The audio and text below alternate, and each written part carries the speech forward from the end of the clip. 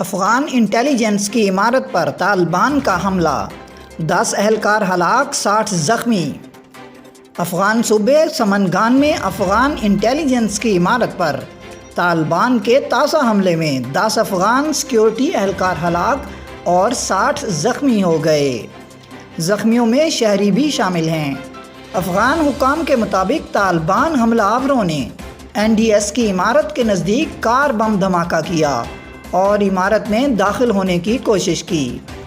اس دوران حملہ آوروں کا افغان سیکیورٹی اہلکاروں سے مقابلہ ہوا جو 1 گھنٹے تک جاری رہا۔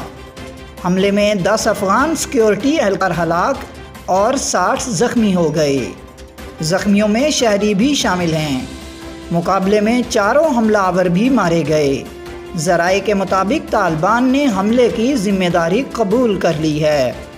واضح رہے کہ گزشتہ روز طالبان ترجمان نے کہا تھا کہ دوحہ معاہدے پر عمل درآمد اور بین الافغان مذاکرات کا شروع ہونا بہت اہم ہے۔ ترجمان کا کہنا تھا کہ اگر کوئی پہلے جنگ کا خاتمہ اور پھر مذاکرات چاہتا ہے تو یہ غیر منطقی بات ہے۔ ترجمان نے یہ بھی کہا تھا کہ جنگ اس لیے جاری ہے کیونکہ اس کے علاوہ ہمارے پاس اور کوئی حل نہیں ہے۔